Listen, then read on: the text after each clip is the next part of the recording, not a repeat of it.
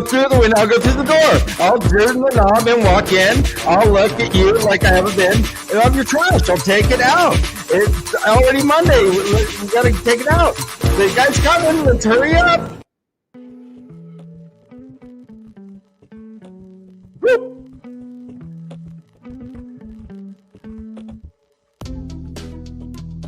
Ryan, we can't hear you. Welcome to Tavern Talk. That's right. This is a full spoiler book only discussion show about the amazing epic fantasy series Wheel of Time. I'm Robert Jordan. Joining me as always are my co-hosts, Brother Dan and actor extraordinaire Jansen Lashley Haynes. Where'd your mom? Yep. And as always, we are respecting the SAG actress strike, and we are there's something that shall not be named, and let's respect that in chat if you can. Everyone, this is a great show. We're going to be talking family trees. That's right, all your favorite Wheel of Time families. We're going to break them down, have some fun with it, but we have a special guest, and let's bring him in because we got to enter the building too. Oh yeah, well hey, let's bring our guest in and then open the tavern door.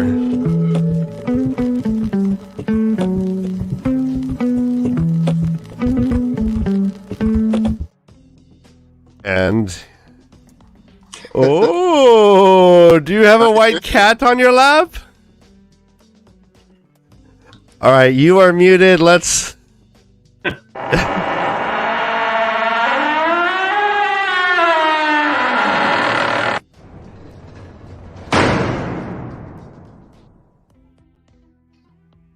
Now I'm in. Hey. All right. Hey.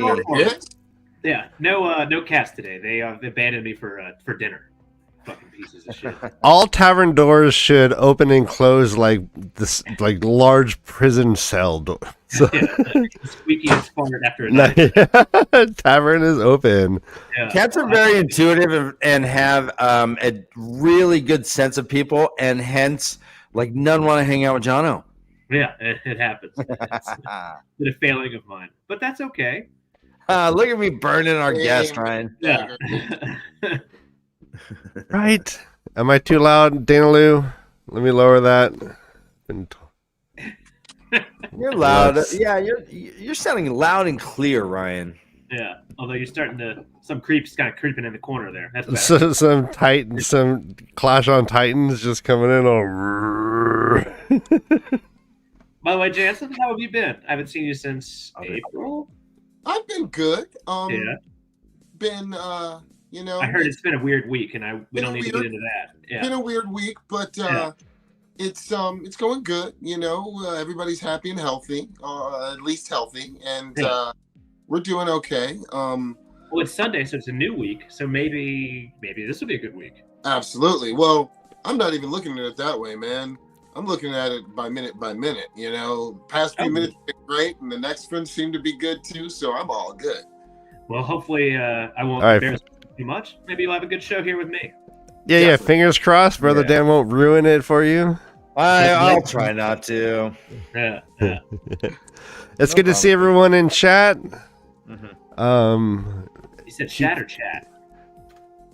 It's before we start, Jansen, how goes it with the strike? Have you heard any sort of news? Anything I've heard has been kind of gloomy and doomy. So, do you have any news at all that you can share? What I can share is that I've recently in the mail received a new letter in which we're voting again for more solidarity, things like that. And there's a new issue. Which is video games.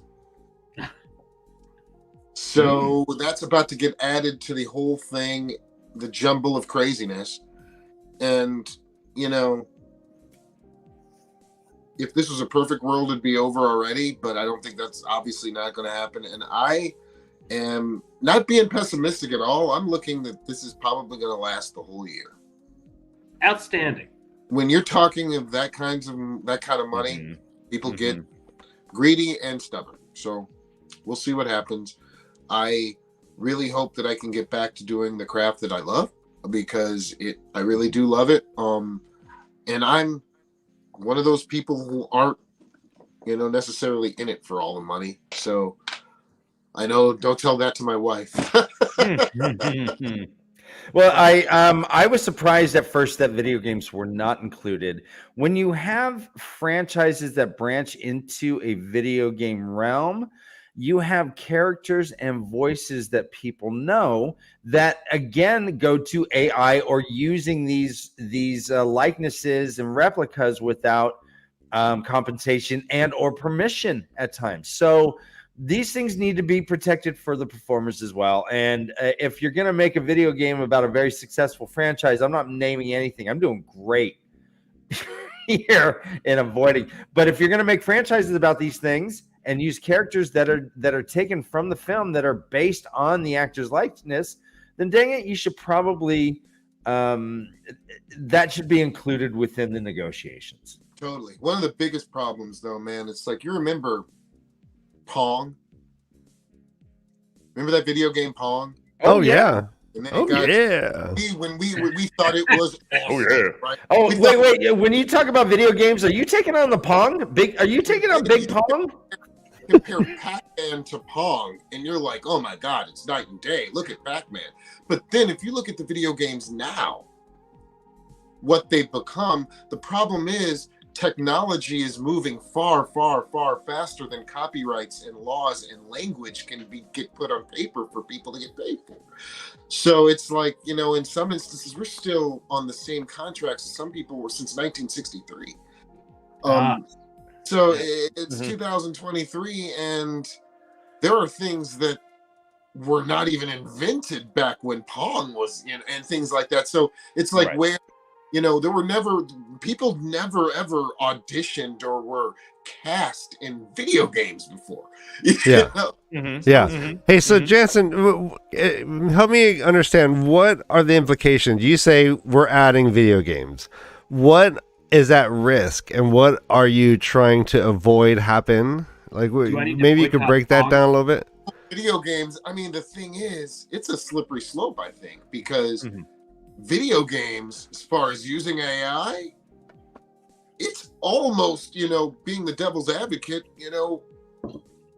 what would make it cheaper, to create a guy's face so we don't have to pay for a video game, or have a guy come in and we script it and then turn him into this character, like, it's a slippery slope. Or is it that like likenesses from movie stars will be used in video games without their permission? Yeah, but I mean, it's so easy to change a nose. Isn't that the background for Spaceballs?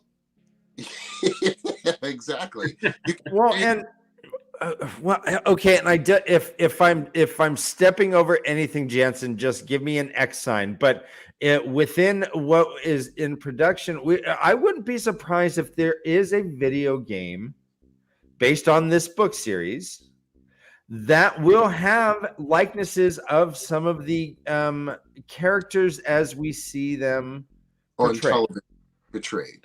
I believe that's absolutely the case. These people right now are not currently protected by SAG, or they're not under a SAG contract, correct? True, but the production company and the copywriting of everything encapsulates a lot of that, depending on the wording. So it's like a video game can't just make a video game all of a sudden and put them all in it. You got to deal with Harriet McDougal and a bunch of other people before you can do anything like that. But I mean, it depends, because the thing is, there are some video games out right now done by Marvel that are the complete opposite of that and don't have those likenesses. So it depends on, I mean, everything is all about money. Everything is always all about money. So it all depends on what's the most cost effective for the company. What do they want? What Harriet wants. She's got a lot of power. And most power here. And let's keep in mind that the video game industry is not a nascent nerds coming up with Pong. As I look at from 2022, video games have earned $146 billion compared to $62.7 billion brought by movie and music industry combined during the pandemic. Yes. That's a bunch of nerds Now, sitting at home, though. That being said, a lot of those games are sports games, which already have the likenesses of many, many, many famous people. Like John Madden football for one. John O'Madden. Yeah. Yeah, you know. Boy, that guy, that guy's like a ham sandwich. He just splotched like a boom, boom. I love that. That's my John, man. Yeah. That's a good. Look at this big boy up front taking that statement and making an amazing joke. Look at this Jono guy. Look, you know, Jono's the guy who takes the turkey leg without apologizing at Thanksgiving. I apologize. This is a big meat and potatoes guy. Jono goes to your family's Thanksgiving dinner and says he's sorry right when he enters the door. He's the guy who loved to eat the turducken. Yeah. He did do the turducken, which is still one of the grosser things ever, right? I've tried it. I think that's actually a sex move now, by the way. Very like if you're in the middle of like a three-way, like if you can like reach in and then pull the right thing out, chance what happened to your eyes. Uh-huh. I say we call it the loose Thernducken. You mean loose Theron, because that's And definitely so the turkey Loose. is rand. yeah. The inside of the turkey is the chicken, right? Uh-huh. Yeah. And the duck. The duck is lose. The turkey's rand. The duck is lose. Yeah. The chicken is fucking side in itself. Well, yeah. there was actually a kind of the Wheel of Time. Yeah. Now, if you remember when Mazrim Tame was talking to the Aes Sedai, Yeah. he actually found a bird that had choked on a fish. And he dined on the flesh of the bird and the flesh of the fish at the end of that. And you know what that's from? That's one of those, like, so one of the things I love about the Wheel of Time is like RJ's ability to kind of like pull in like threads from like real society. So that was from Robin Hood Men in Tights, if you remember. Oh, wait. Yeah, we can't be specific. We can't be No, specific sorry. like that. Oh, Yeah. So that was from a movie in which there's discussion of the cat choked on the goldfish and all of the deaths of the characters. It makes it far more difficult to do a good reference when I've already Right. No, we're getting skilled, man. Yeah. Boo me. You're doing great. No, it's a shitty thing that we got to do because it should have been resolved already.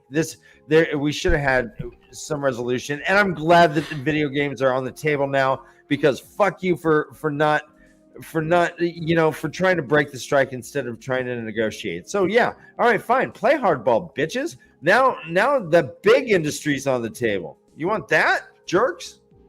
Oh yeah. Yeah. Anyways. Although I gotta admit, any plot to any Dark Souls game basically feels like it's through a randomized AI generator that may.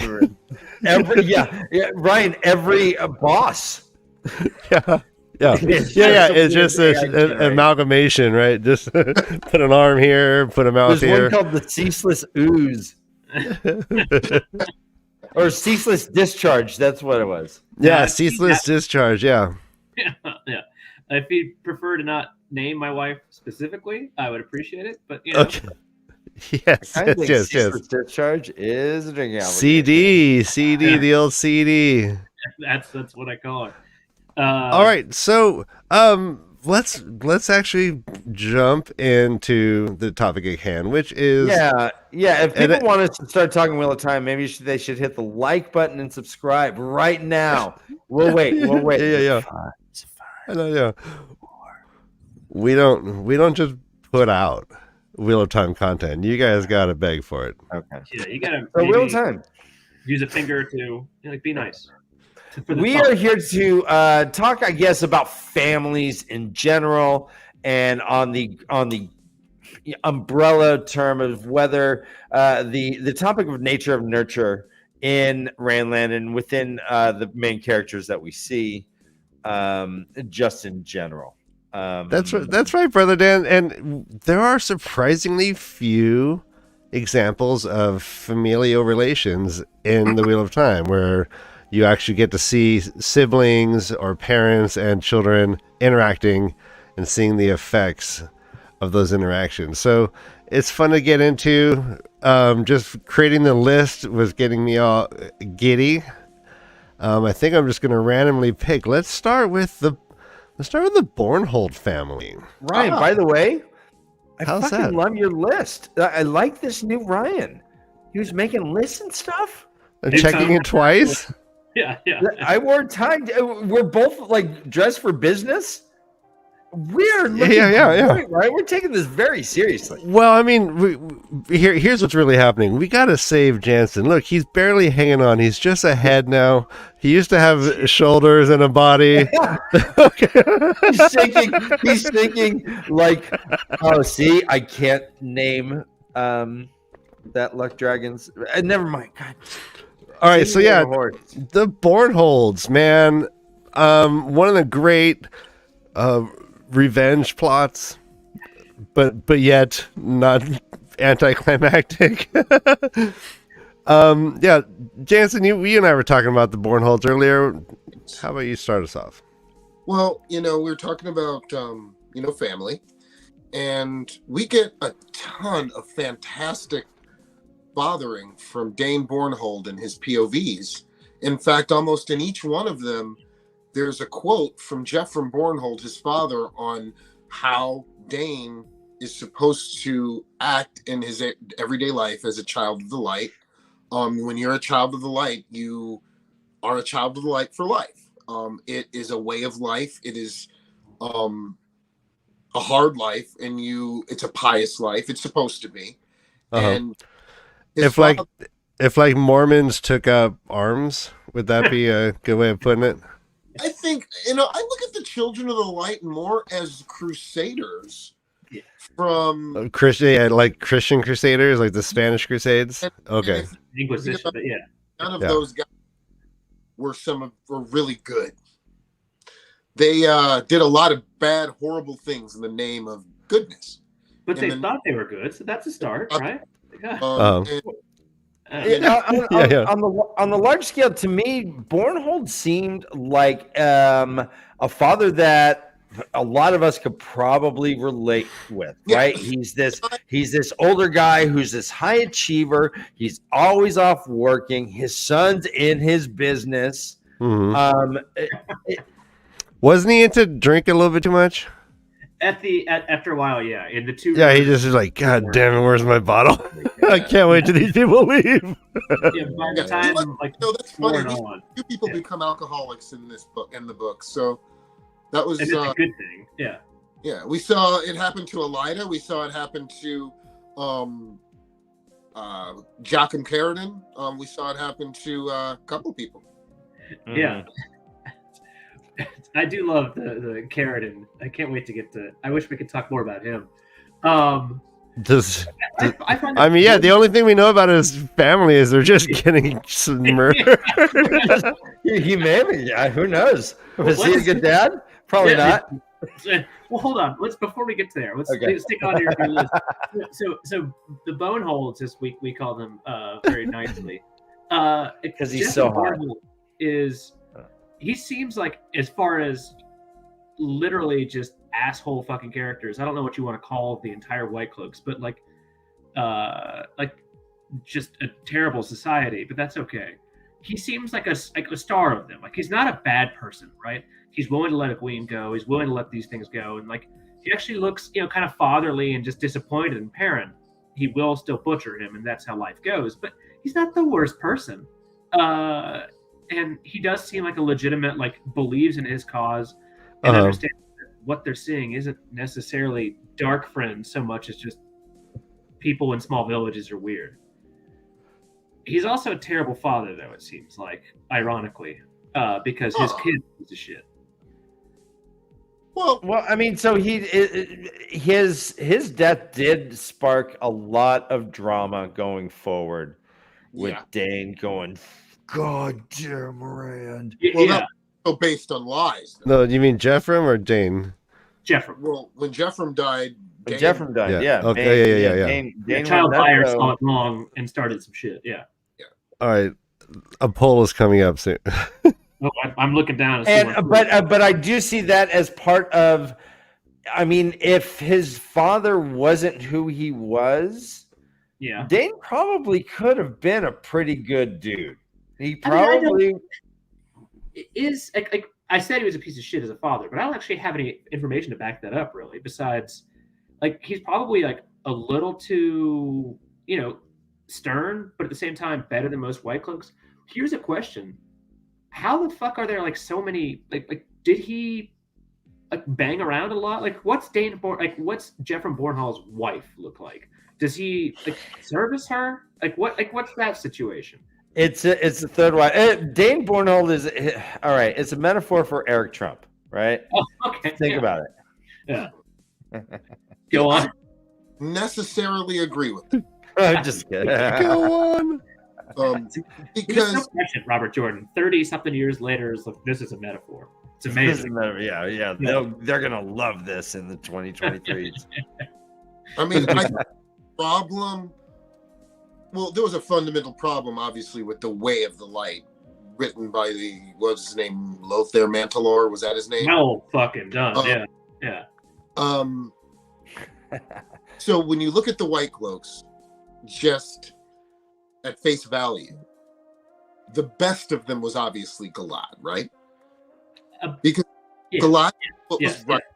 He wasn't a bad person. He did No. what was right, and Totally he on knew board. right and wrong. It was mentioned by countless people. Galad was not a bad. And that being said, as a whole, even the Aes Sedai agree and admitted that the White Cloaks were not Dark Friends. Yeah. They had a misguided view. And the problem is with living the way of the light, a normal human being can't do that because they have feelings and they have other things. Galad was, Somehow in made his own words, given a gift by the light. So I think that, the White, that's why I don't think that Dane was, he's actually one of my more likable characters because he's so conflicted in how he was raised. Yeah. If he wasn't raised if they didn't have the view of Aes Sedai and the Dark Friends of how they were, I believe that Dane Barnard, you couldn't find anything that was bad about him because everything that made him bad, or at least an antagonist in the books, were because of his belief system, not because of Correct. POVs of his father. They're telling Dane do this to make them. They were all nurturing him and teaching him how to be like his father. Mhm. And that's also we can never undercut the the mental herpes that is Peyton Fane, right? Fucking with him constantly. Exactly. Oh, now that's something I did not consider. That's true. Oh, yeah, great guess. Well done, Donna. Yeah. So That's again, it's one of those things that we'll really we'll never know. But Will, because we can see the differences in his behavior, just like we did with Elida and we did with Pedro Nile after Fame. They were very different after. Well, to your point, though, Jansen, before we jump real fast, this sort of thing, zealotry is hereditary. It's hard to break away from an indoctrination as strict as the Children of the Light because of their binary motive. It's either you walk in the light or you don't. And if you walk in the light, then of course you want to be a child of the light. And so this indoctrination, this sort of zealotry is, Dane didn't have a chance, man. He didn't. But I do think that the light gave Dane a pass. Hi, Tiara Swords. Watching Piran's family get slaughtered and holding on to that through the entire trial, through everything. Yeah. That was, I think, the worst thing that Dane Barnhold did, personally. I think that was the worst thing that he did. And I think that might have been a result of Patton Fane, since Patton Fane was the one who did it. But Yeah, I think that Piran's TAVERN nature made him change. I think that might have been what made him change, because he changed watching Piran and how he held himself through the entire trial. He watched all the things Piran did and how he held himself, and then Piran saved his life. So, and then he Weird thing for a dark friend to do, right? Yeah, and then in return, he saved Piran's life. Yeah, but it's all So maybe it's all very cunning from Perrin. He knew what he was doing. Yeah. John, let me ask you, since we're talking nature versus nurture, do you think that I had mentioned the White Cloak hereditary issue? Do you think that there is a younger ranks for White Cloaks? We've seen younger ranks. I mean, we have novices and accepted. We have the younglings or whatever. We have certain, I guess, tiers. But with White Cloaks, you're just a child, or you become, a higher child. Well, they do ranks. Yeah. There is some text about this from Eamon Valda. New recruits, they were talking about new recruits who were taught, if they couldn't, they were taught to read The Way by Lothar Mantelar. Yeah. And so they were basically new recruits because it is a military organization that answers to no one. And that was something. So was there a junior ROTC, I guess, do you think? Yeah, there was. Yeah. I believe there so were. That Dane grew up with a tiny little White Cloak. And then he got a man-sized White Cloak when he got baptized into it, like when he was like 12 or 13 or whatever the fuck. Well, his dad was a Lord's captain too, so they were essentially lords in Amador. So he grew up privileged, and he got all the best, his dad provided all the best education, all those things. He could tell her Aes Sedai on sight. Mm-hmm. And I think that that's one of the things that Robert Jordan used to show people's status in life, is when you could actually know an Aes Sedai on sight. They use that a lot in that way. Yeah, that like a noble would do that. People random, dumb scrubs in a village, they don't understand shit. Yeah, I mean, because Joffrey, when we get into his POV, he seems like a stern but not a bad dude. Like he knows that he's like, I know I'm scary, but it also alludes that he was probably an alcoholic dick as a dad and would and may have been much more. I think he probably mellowed out, but he was probably Uber Dane. I think he was Uber Dane. And then that's who Dane had to emulate. Now we see older, mellow Joffrey instead of Uber Joffrey. I don't know. What do you guys think? With that? Yeah. So in terms of nature versus nurture, I would say for Dane, I would blame the nurture as opposed to the nature. This guy seems like he's a good-hearted guy. He has a good head on his shoulders, but he just can't get past Well, I mean, again, there is a dark one. There is a light side. He's a child of the light. I mean, it's hard to argue against it to a certain degree. And they're right. A lot of these Aes Sedai are fucking Black Aja. Yeah, that's true. So, totally true. So I say nurture. What do you guys think? Right, is that how we're doing it? Yeah, sure. Sounds great. But before we end, let's go to the poll and tell us what you think. Was Jeffram Geoffram a good father? We're going to leave this poll up for one more minute. What do I think? Every time you bring up a poll, I dance. Well, it's interesting. I think that there's a heavy component to magical ability and genetics. And when we're talking about humans who cannot channel, it feels like even just in this world alone, not in my worldview, but in this world, it feels like there's a huge,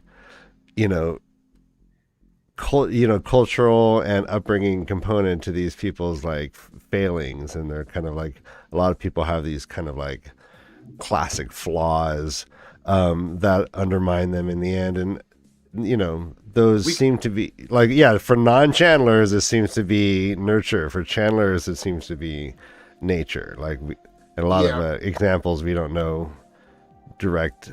Rand wasn't raised by his parents. Things like we that. can also assume that Dane Bornhold grew up motherless, or his mom had passed away. How can we assume that?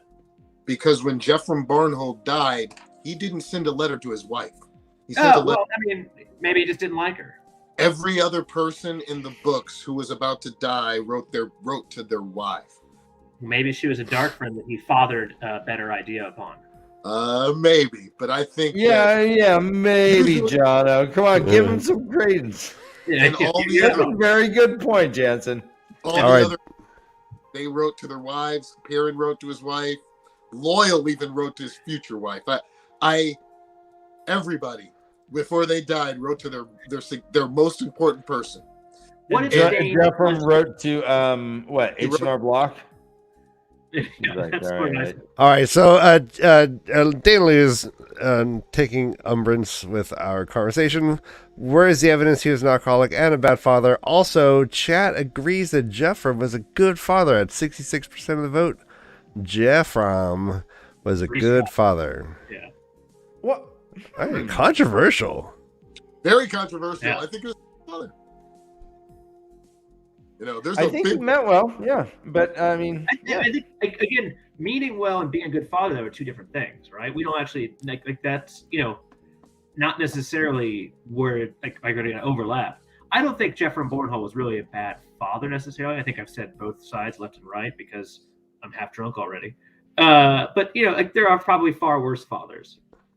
I'm really excited to see what other families are on your list here. By the way, we don't see a lot of actual fathers when I'm looking at this list. That's really fascinating. Okay, so yeah, we're done with the Bornholds, and let's move on to the Bashir family. Let's talk some Zareen,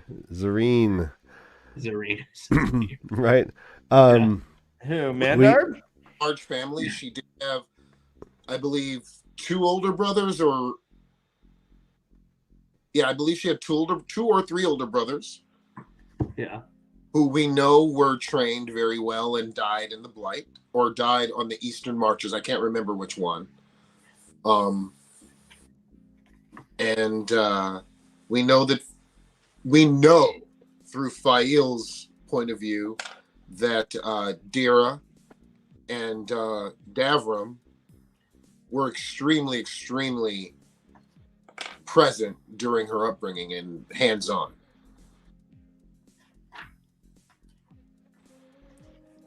Hello. I'm consulting the one of the greatest books that no one talks about. It's a great book. Yeah, it's really can't go wrong with this shit. The Bashir family is wacky, right? Their dynamics is hard to wrap one's head around, as far as I'm concerned. It's so far. Say again? Is that because of their family or because they're Saldaean? Well, they are the most intimate Saldaeans we see. And so to me, intimate, I see that, but every Saldaean that we see, including Mazrataim himself, is extremely passionate about everything. I consider them to be like Lebanese men. So do you think all Saldaeans have this dynamic where the father could be off being a great general and like have a better relationship with the daughter than the mother, who seems to want to slap the shit out of her whenever she gets a chance? Yeah, I'm not sure, but we do get POVs from Fail, which even talk about how different Perrin is from every man from Saldaea. And people from Saldaea are boastful, are, robust, and not like Illionaires are robust, differently, but they're very passionate people. Her dad threw a fucking knife at Rand. Yes. That's so crazy. Now but yes, like we get, and I consider, like, I consider all the borderland, nations all to be you know, from Asian and Indian and Middle Eastern kind of, and they make up that big mesh that guards the rest of Randland from the blight. And each one of those countries have very, very different, you know, lifestyles and just different things that they do. They dress differently, they act differently, they look different. And I look at them, that's just me though. I look at the Saldaeans as Middle Eastern, you know, radicals. And they, you know, it was even almost like Genghis Khan type people. And if we look at them, they were some of the greatest horsemen on earth. Yeah, Davram is surfing a horse. Literally. Like standing on the horse as it's running. Yeah, it's the steppe people, pretty much. It's fascinating. The entire that entire culture is just a whole bunch of fucking, you know, like horse lords of badassery. It's Yeah. So to that end, whether it's family or culture, the fact that Fael left and went off on her own is even that much more of a magnificent choice. Definitely. We've actually spoken of this before in the past, of whether or not Fael leaving was an act of the wheel or TAVERN or something like that. Because no one does what someone in her position would have done growing up, having to be the clerk of her family and having responsibility, being that close to the throne herself. You know, she was like 2 steps away from the throne of Saldea. And she's only a few years younger than Zenobia, too. Yeah, for someone like that to leave her post would take either something very big or what I think, the passion of anger and say, fuck that, I'm leaving right now. Oh my God, what did I just do? Well, I'm already done it now, so I'm going to do it, because they even have it in her POV that she couldn't believe that she did something like that. And she was like, I was such an idiot kid for doing that. So even she amazed herself. But I think that they're very passionate. I think that we see Fael on a drop of a dime get very angry or very heated or very happy or very, you know, I think that they like to get yelled at. Yeah. Well, let me ask you a question. So, Jono, do you have your companion still handy? Yeah, my companion. You're talking about book or the penis? Both. Okay. Yes, both are handy. Okay. Can you slam your book closed on your penis? Yes, man. This book is little. I don't want to break the spine. Yeah. Can you wait, Brother Dan, real quick for me and read off his full title? Who? Davram Bashir. Davram Bashir. Yes. All right. So a poll is up, and it says, "Why did Fael leave Saldea? Was it the pattern? Was it TAVERN? Was it free choice?" All right. We're getting metaphysical. One and two are kind of the same, but I hear what you're saying. Nope. Right? Nope. You ready for the title? TAVERN, yes. pattern. Lord of Bashir, Tyr, and Sedona, guardian of the Blight Border, defender of the Heartland, Marshal General to Queen Zenobia of Sadea, and her uncle and heir. Okay. Awesome. Thank you. Yeah. So, and that's the point that I kind of wanted to make with Fael Zareen Mandarb, is that the weight of this title weighs large. I mean, the first thing she does is she changes her name and runs away to be like an anonymous hunter of the horn. Yeah. She knows. I mean, you read that title, and her mom is ferocious in being like, "Are you man enough for my daughter? Can you handle this fucking absolute unit I birthed? She will tear your heart out and rip your lips off. She's gonna kill you, dude. She's gonna kill you." And Perrin's like, I don't even know what you're talking about. But this is what the Bashir line is, I think. Like, she's like, "No, bitch, you gotta be strong to marry my daughter. You can't. Is that nature? Scrub? We ain't got time for scrubs. Is that nature and nurture though? So yeah, so I mean, Fail herself is a ferocious person, but I wonder how much the last name Bashir Yeah. controls her for good and bad, controls her actions when we first meet her earlier on, and I guess even through marrying Perrin and whatnot. But that specific, is it the nurture? Is it her being a Bashir that comes out all over the place, or is it Faye, or is it Zareen who said, "No, I am not Zareen Bashir. I'm Mandarb. No, I can't be Mandarb. That's hard. I'm Faye." But so is she trying to create her own nature? Or I'm sorry, her own nurture by redefining herself and is trying to escape that title, that burden, that those expectations. So what I love is like naming convention, right? Bashir itself sounds, kind of like in your face. It sounds aggressive. Her original name Zareen is the exact opposite, right? It's someone who wants to be side and just hanging out. But all the names she chose thereafter, Mandarb, Blade, Fail, Falcon, like they're far more, aggressive names, which suit her a little more because she's an aggressive woman on a good day. As far as without sounding like an asshole, too late.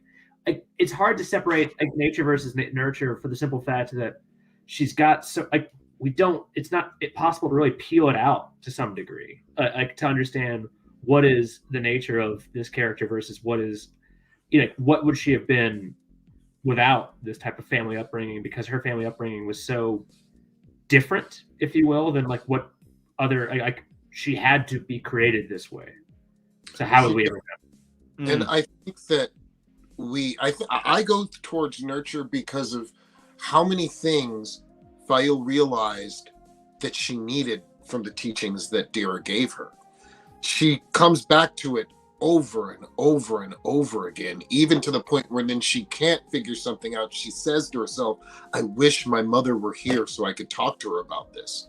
I think that she was raised very well, and for the position that she was in the world and in the environment, I think that her parents prepared her probably as best as any parent could have prepared someone else for the tasks that they needed to do.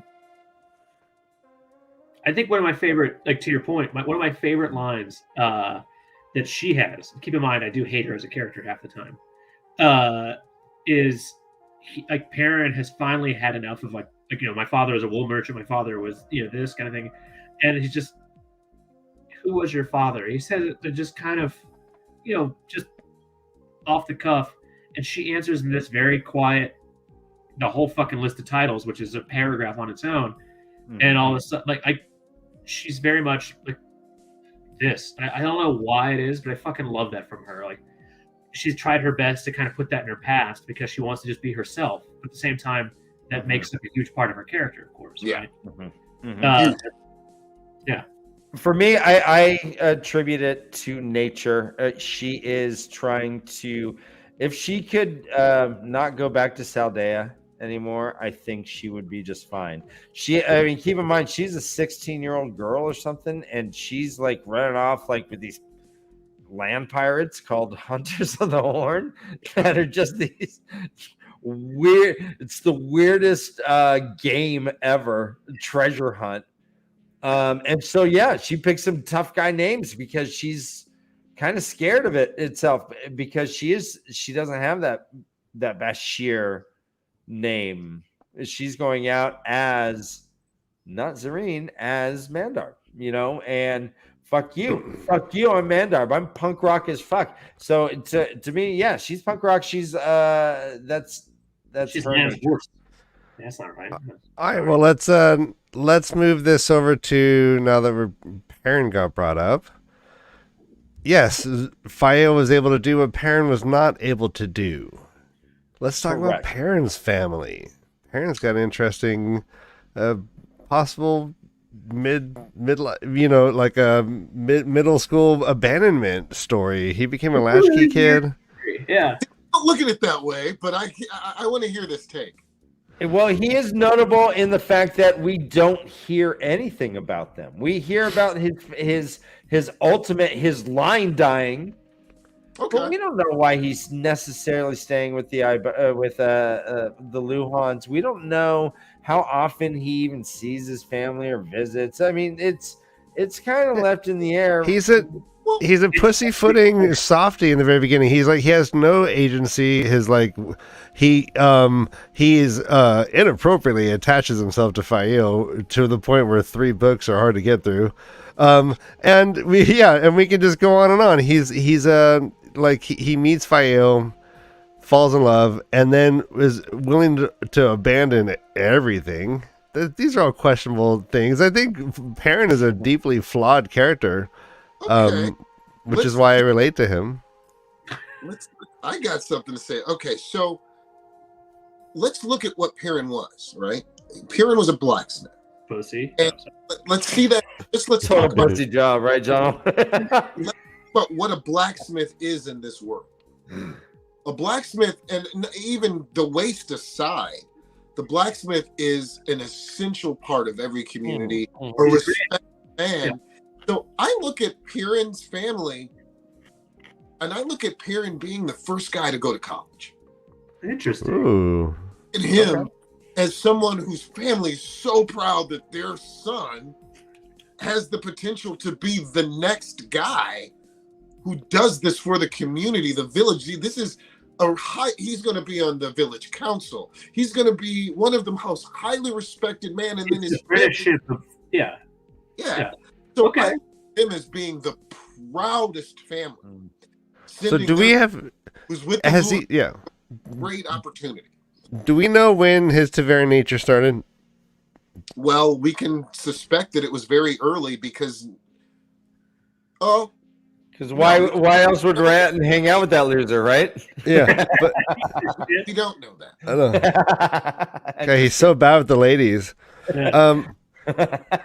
Yeah, we don't. So, I mean, on one level, like, it's interesting to think about what it's like to be a child Taveran, and what is that open? You know, is that create more nature over nurture? You know, balance. Or sway, like if you're just Taveran, like it doesn't matter. Like your parents can drop you off in a freaking bowling alley, and you become the best bowling. You know, you just become the best bowler. Like I don't. So, Jono, stop. Sorry. Hey, what? Whatever. He rolled his eyes. I saw it. Oh, because of your bowling. Yeah. No, I was on board. I'm on board. It's just when I think of never mind. It was gonna be a fingering joke, but that's not very high class. Go on. Yeah. So, but if Perrin is just deeply Taveran, and where does that take us? Right, like he's like, and then we can even talk about like extended families, and that's one thing. He was ostensibly like raised by these people during his apprenticeship. We also know that all of these guys were homeschooled pretty greatly. If they can read, they can write. They have books at hand that they've gone through and been through. So that's that just thinking. I'm just adding these small things to Perrin's makeup of how he was raised and what his parents and family must have thought of him. So these are all good questions. Is the wolf connection genetic? No, because the wolves choose. What? I don't think the wolves choose. No, it's like they go to like a human kennel and walk through the cages and be like, "Oh, no, not you, not you." I don't know. This one's cute, and he's like, "I don't know, honey." They want him. I'm allergic to because like he's a good person, but I don't think they chose him to be able to interact. No, Elias says it's always the wolves that choose. He says that. He says it. I'm quoting him. He says it's always the wolves, but they want him. But yeah, okay, but you don't think he has as Holly says, an affinity towards it? Well, like it is a talent. Like why would they have not chosen someone for so long, and all of a sudden now they're choosing people again? So are you saying that it's possible little Dame Ibara might be able to talk to the wolves too? but they're mystified. Like Elias was the first in thousands of years, it seems like, really, or maybe hundred. But they're like, this is a lost thing that they haven't remembered for generations, and by generations, it's clearly like, it's the back of fucking history. So it's not like they were just like, oh, we could do that again. So unless you're saying it's a lost talent of the wolves that's just come back, Well, which is a fascinating thought. Yeah, I agree with MR here that they picked up that he was buzzing. They're like, "Oh, you're a wolf brother." Doesn't Elias say you're one? Like if Wolf Brotherdom was like midichlorians, you could test in his blood. Exactly. Elias says it's always them who find them. I'm telling you, I don't know what that means. No, like find is different than make. Okay, like so if they find a wolf brother, that doesn't mean they're making the wolf brother. That's English. Agreed. Yeah, there is no. That is English, yeah. There's There's a but it seemed like this was before the Age of Legends. This was rumored to ever happened ever, and now we have 3. Semestra looked at Piran and said a wolf brother. That hasn't come around in a while, so they knew about it. Yeah, so he like that confirms kind of what I was thinking and what was commented by MR that this is something that was just buzzing off of freaking. Well, he saw his eyes. I mean, he saw his golden eyes. No, Dan. They just saw that when he went out to pee in the forest, he lifted his leg to the side. At the end of book 1? It's just like, that doesn't make sense. Yeah, that's a tell. Yeah, he started sniffing butts. Because, I mean, his eyes went completely yellow right after the White Cliffs, and Nynaeve looked at him in... She thought he was feverish. Pandora said it's not yellow eye fever because it's not the whites. Your irises are yellow.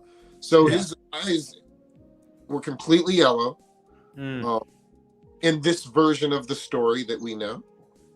This is the only version of the story that we know. Exactly.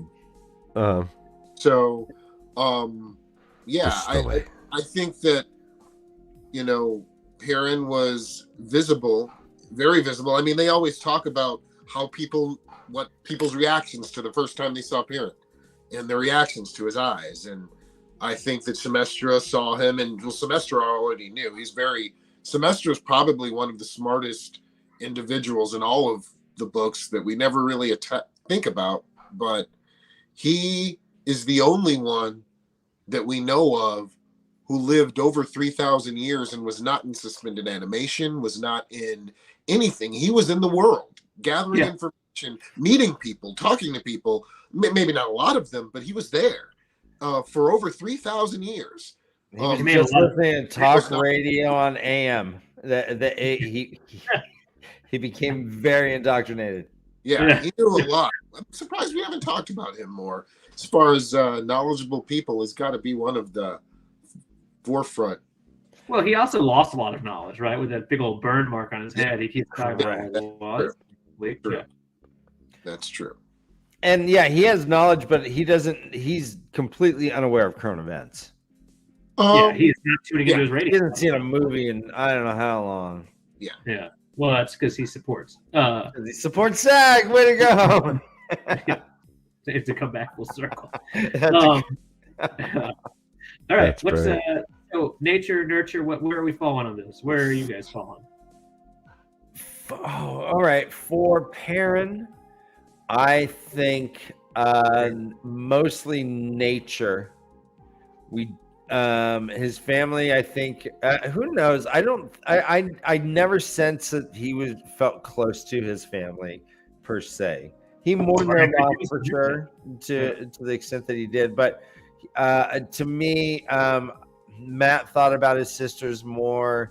Rand thought about Matt was incestuous things more.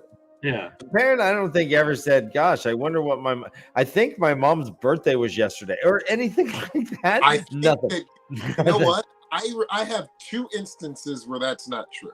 But Jansen, I love you. Bring it. Wait, let me guess. When he finds his cousin after the battle, Yes, when he went back to the village, he was very, very upset with himself for not writing letters because he knew that Egwene had written at least 2 and Nynaeve had written at least 2 or 3. But we have a great POV from Perrin. Well, just because he felt like an asshole. No, he felt like an asshole. He's like, gosh, everyone actually spent their time writing letters. I was just, but if he I wouldn't found the Victoria's Secrets in the woods, and I was something bad makes him a good person, not a bad person. But the other thing was I saw that, Jono. A great POV from Perrin where he talks about the things that his family did, and one of the things that his father did was carve that awesome rocking horse for him. I believe it was a rocking horse. And you get the sense that his family was very close. He lived with aunts and uncles, and it was 3 generations under that roof. Yeah, and they were all buried in the same place under the apple trees. And I just consider the Ibarra family like the closest possible. They did everything together, and I believe that it would probably be hard. But they were very proud, I believe, of Perrin for being a blacksmith's apprentice. I love your thought on this, like being like the first guy to go to college in that family, because I had never put that together necessarily. Like you said, like this is pretty much steady. This is one of the most important jobs in the entire village. This is pretty much doesn't come with necessarily, but you're a shoe-in for village council kind of thing. Yeah. And the only thing I disagree with, though, is I do think that he still pretty much never fucking thinks of his family. never. And again, that may be because he spent most of his time not with his family. The only things that really, like, when he finds out that he's got a cousin right after the Battle of the Two Rivers, who's a namesake, is definitely something that really kind of like it makes a lot of importance to him. Well, when he sure, but John, when he finds out he died, weep. Like yeah. So, but I'm gonna go with nature for himself I think that he created himself, right? That this is always gonna be Perrin.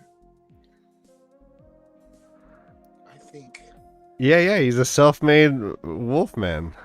Yeah, I don't think he was self-made. I disagree. I'm saying all nurture. I've shifted my stance.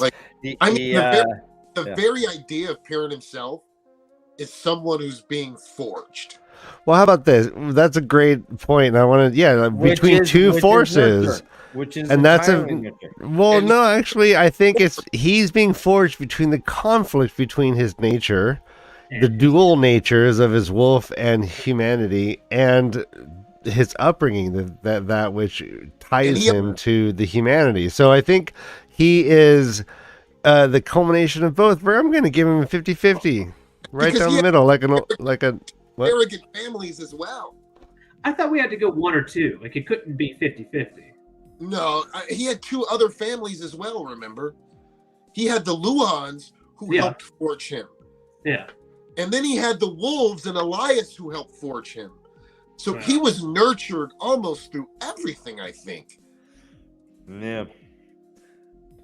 All right. Yeah. Well, hey, these are all great points. Here we go with the FIO poll. 61% of voters say that it was free choice. Okay. I like thinking bunch now. Bunch of free choicers in the chat tonight. Jeez. Look at you guys. Ryan, I really like thinking of Perrin living in like Willy Wonka's house, where like he had his grandparents all living in the same bed up in the attic. They open the one chocolate bar and they're like, "Hey, you get to go to Master Luhan's. You got the golden ticket." And he's like, "Hey." They're like, "Run, Perrin, run, and don't come back." Are the wolves Oompa Loompas?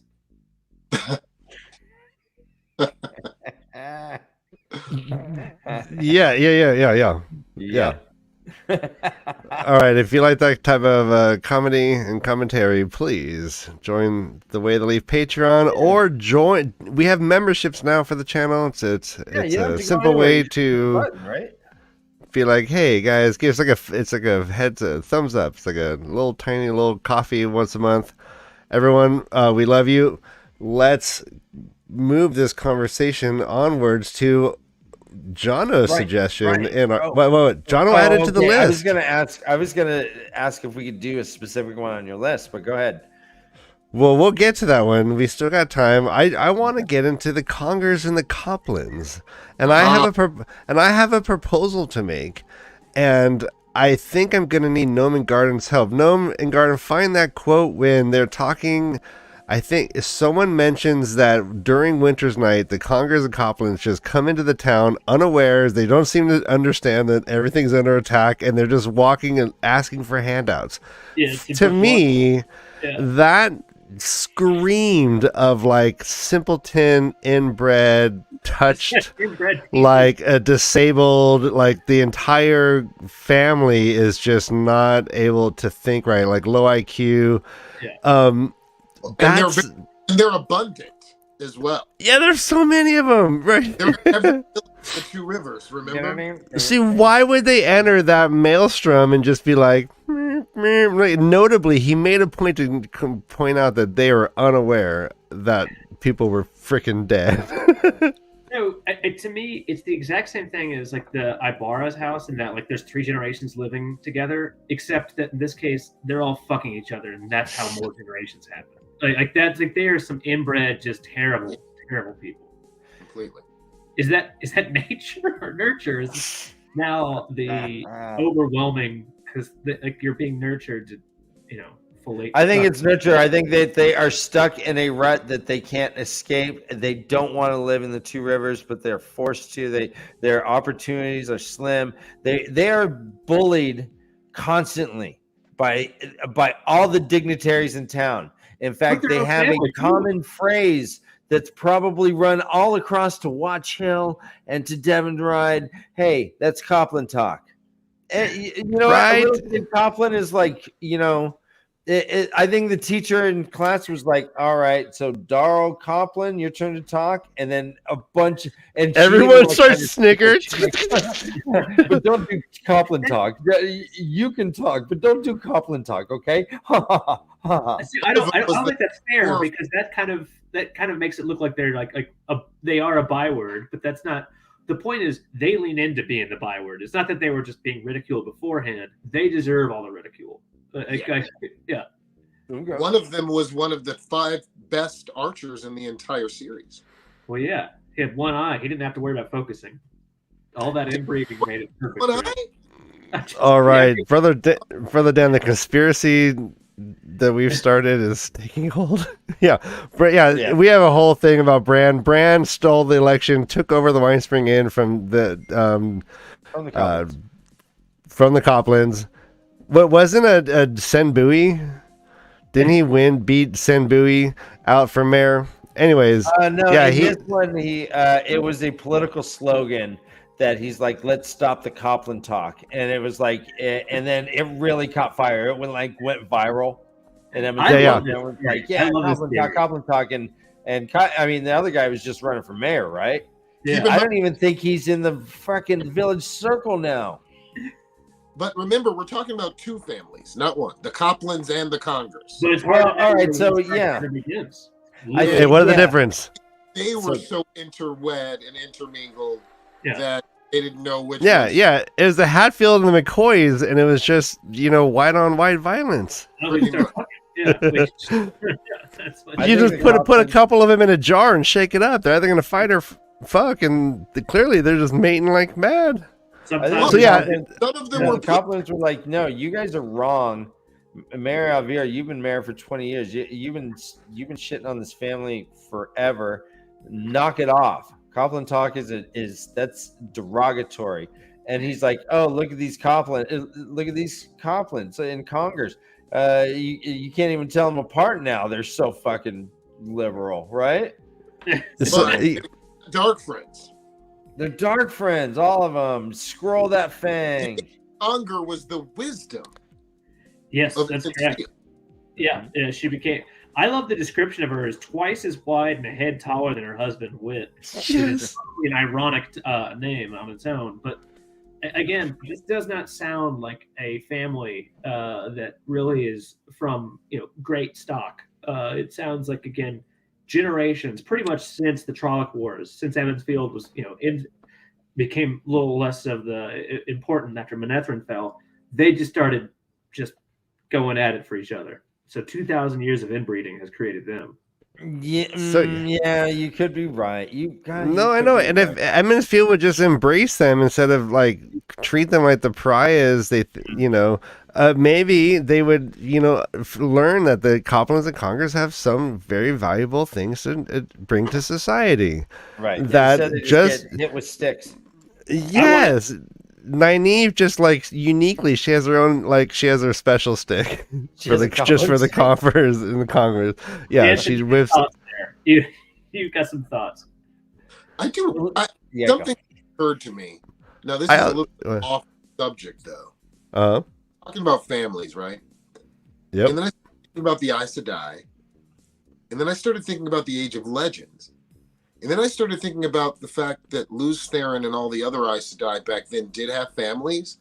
But I question the fact that someone who lives 300 years only has one set of family. Yeah, that's like definitely a question, right? Like if I lived 300 years. Well, no, 700. Those guys. He was 7, right? He was married to his job. Yeah. Like there just like Jeff from Bornhold. Yeah. Wouldn't you think just like stories about the guys who had like 30 children or like maybe there's a weave. Maybe there's a weave, right? Like they're kind of like we already have Plan BT in like the show, like the series, right? Because Elaine takes some, I believe, or not Elaine, but someone's taken some like Plan BT at one point. So there's definitely something going on. Yeah. But you're exactly right that after 500, 600 years, assuming they're still virile at that rate, I don't know, maybe the dick is like, I think the spermatozoa is the only thing that ages badly. Like milk? 400 kids. Well, let's carry it further. Let's say you are a magical. Why would you want to breed with a normie? Maybe you... I mean, eugenics aside... it feels good? Eugenics aside... so that's the right answer. Is it feels good. Speaking of a man who's involved in a biracial relationship, guess it feels good. No, it's not biracial. No, I'm saying I'm assuming that if you as a channeler breed with another channeler, you are going to have a channeler baby, and that baby is going to live for 700 years. Maybe. Or you can breed with a normie who lives 70 years? What 1/10 of and what you gotta my watch him, magical and you gotta watch him get all saggy and old. We gotta watch him get all old and die and stuff. No, I wouldn't even risk it. I would just stick. What? What you would what, Dan? I would stick to my kind. All right. Greens, how many of the Greens who marry their warders see that happen? There you go. So that's the right. No, and that's and that's one of the classic like curses of longevity, right? That explored and aren't there like the elves like in Lord of the Rings? Yeah, all these different ones who live forever. They all got to deal with like love for humans. Even going back to Greek gods, right? They come down, have sex with humans, fall in love. But those babies are never like just straight mortal. They always have they turn into like little golem babies. Yeah, no, you're right. They're all like mongoloids of some form or other. Use that term. They are. They got that super sperm. Yeah. So yeah, I mean, I was crass as fuck. But I mean, if I was in the Age of Legends, gosh, I would try to breed with a channeler. Even if I couldn't channel, I would try to breed with a channeler just to try to get my line up, man. All right. Well, that is illuminating at best, and as a percentage at the time. So maybe there were a lot of people thinking your way. That the more I nut, the more there could be channelers. All right, Chad, who do you want us to talk about next? The Damodred family or the Thrakand family? Or Loyal. Or Loyal's family, which I think they're like the most boring family. No, I think Loyal is a product of his weird society to a certain degree. He is nurture to me. I don't see I I think believe. he's special. I think he transcended his alien nature. I'm not Well, human. we'll talk about it when we talk about it.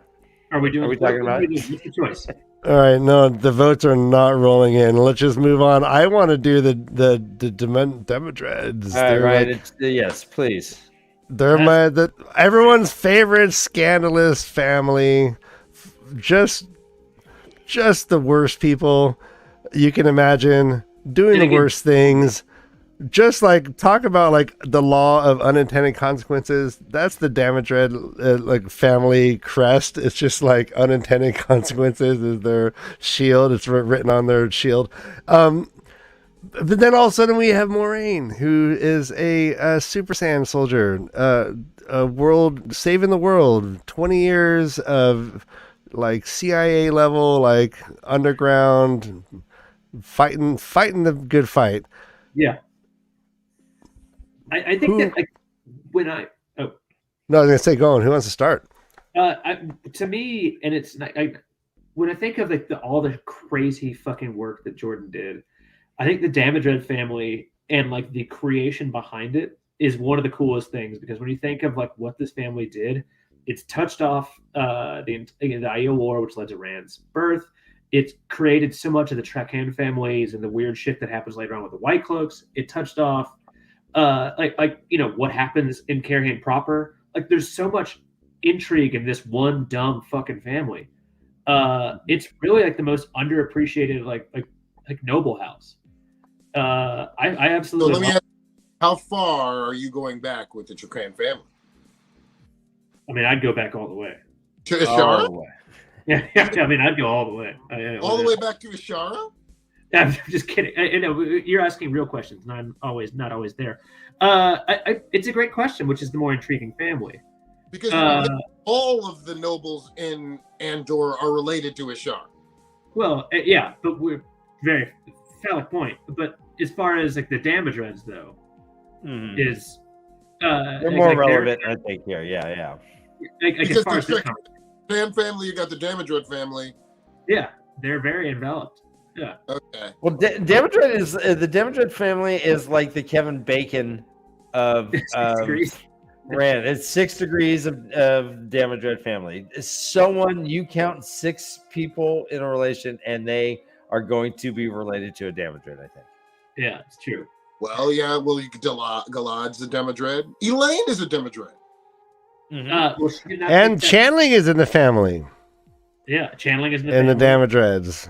Yeah, there's like so much going on there. I wonder how many prior Damodreds we had in the White Tower, though. For real. I'm sure someone knows. Elaine, I mean, of Moraine, in a family situation, she talks about, what does she talk about? She talks about being in the Sun Palace a lot. Yeah. She talks about the only other man that we know her being with besides Tom, and I believe his name was Cormanis, something like that. Yeah. Looks like Fabio. When's the last time do you remember being in Cormanis's arms? And then she says, it's been a long time since I thought of Cormanis. He was beautiful. That's what she said. Yeah. That's what she said. That was in New Spring. New Spring? Yeah. Yeah. Jason, you're right on time. The better Jason, you're just way early for next week. Yeah. Yeah, just play this on repeat until next week's show, please. That's your penance. Training, or what she's supposed to know as the Lady Elaine Demodred. So the majority of the things that we know about her growing up in her family life, other than how nurturing her father was and went against the entire Demodred family. The rest get big thumb fucking down. Like they're trash people. And her uncles and the king, who was also her 3 uncles, hated her father because he didn't have the drive to use Destemar to help the family get more power or influence. Yeah, what a piece of shit, right? Yeah, what a piece of father. And it's funny because in Moraine's life, she could have probably learned more from her uncles on what to do in her life, but I believe that her being nurtured by her parents helped a little bit. But I don't know. I consider Moraine a self-made woman as well. I think that Moraine is self-made. Yeah, she's definitely reinvented herself, and it's hard to get any sense of who in her life would have given her such strength, like such resiliency to do what she had to do. Because we don't know too much about her like early childhood experience. Layman had the will, the dedication to cut a tree down, fucking tree, and turn it into the greatest seat ever. Yeah. Is she the? Yeah, this is great. Is she the quintessential Aes Sedai? As she is, like, to me, she's more quintessential really than even Ashley. Textbook. I think she's the textbook. Yeah, like she's cool under pressure. She has like some semblance of like understanding of like how humanity is. I think she has she's the Deus Tamar. I think she's a textbook blue Aes Sedai. That's fair enough. Yeah. Because I think Viren is a textbook brown. And also, by definition, they're all textbooks, Ajaz, because they're in a textbooks. Yeah. And as is yellow, I think Nynaeve is a textbook yellow. Yeah. Thanks for the context. Straight out of Central Casting, right? Straight out of Central Casting. And I think Elaine is a textbook dumb bitch some days, but that's okay. It's a different textbook. Some days she's fine though. I love that there's no laughter here. Waiting for my usual co-host to laugh with me harder. It's a tough day for me. Yeah, we're a tough crowd. Hey, you come on our show. Hey, bring your best. What's wrong with you guys? What type of show is this where you're not just immediately jumping on? Where you say something and we just greet it with silence and a card that says John. And then we like, oh, tell us more, John. Tell us more. There's something crazy that Moraine inadvertently learned and was nurtured by her three uncles that weren't really that great people. They taught her how to let go. Ah, the Frozen song. They did it. Remember the scene with Swan and Moraine? She talked about her uncles right after they died, and Sanche taught her to let go. Yeah, they're going to be bad, but you need to let go of that from your family. And it was a very small, quick moment, but it was still an attachment and a let going of family who overreached their bounds and weren't the type of family she wanted to associate herself with. And we haven't talked about the black stain on the Demodred family that she carried with her through the entire series. That played a lot into how she acted and things that she did. And, that was huge. I thought one of the more poignant quotes in the book or passages in the book were when Gorthanis was trying to kill her, and she saw that it was 10 coins with her uncle's face on them. And she thought that was quite an interesting footnote in the name of the Demodred family. That a man who was given 10 crowns whose face in it was sent to kill him.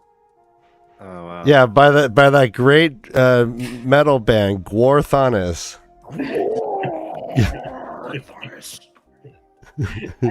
Jesus, Gorthanis. That's a pull.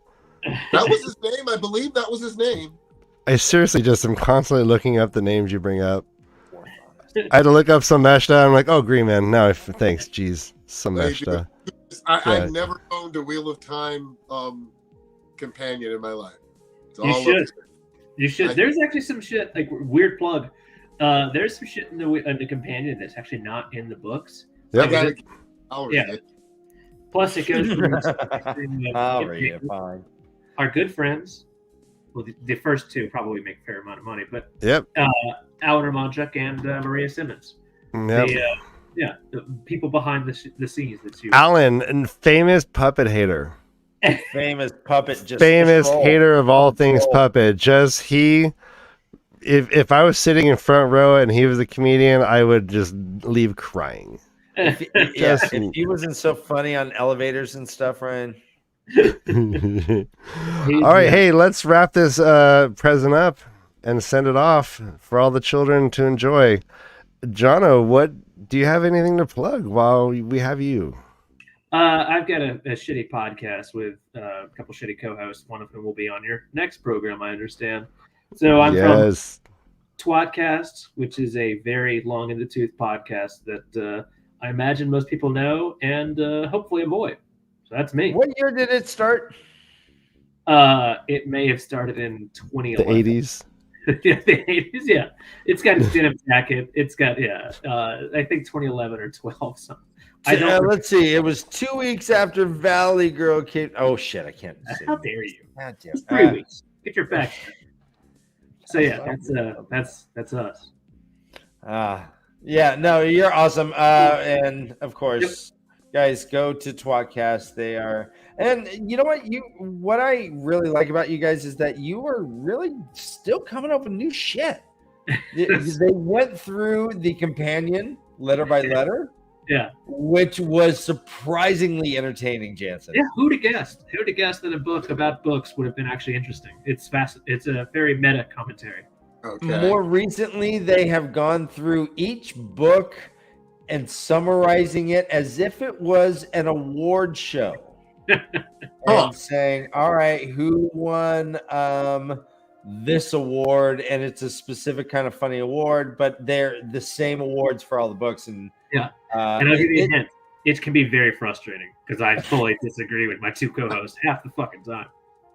But it is, again, surprisingly entertaining and fresh. I mean, these guys have been talking about this book for easily over 12 years. We're going to have to start stealing from them soon, Dan. What's that? We're going to have to start stealing from them for ideas soon. We're flowing out. Yeah, go ahead. Jono, I think we can negotiate getting Jono on our show, right? Just like suddenly is on the way to leave. We'll just give him like Bevmo gift certificates. Okay. Your logo gets changed. There's no Jono drawing. And the other thing I will plug is my ass. Next up, Jansen. I'm gonna tough act to follow. You gonna plug Jono's ass? I'm gonna plug something personal this week. Okay. I'm going to ask. I know we don't have a whole lot of people watching us, but to the ones that are, we love you guys so much. I want to tell everyone, remember who your family is, and remember how much you like them before you say things to them that can hurt them. Okay. All right. Yeah. Sound advice. Yeah, I'm sure the Cawthon family could have used that advice once. I wanted to nurture today, so yeah. Awesome. All right. Again, we are gonna return for another stream in about 15 minutes about the show that will not be named. Until then, though, hey guys, do you know what? We did not live Victoria. Yeah, let's talk about D&D. All right. The one family we failed to mention was the parents of Bella.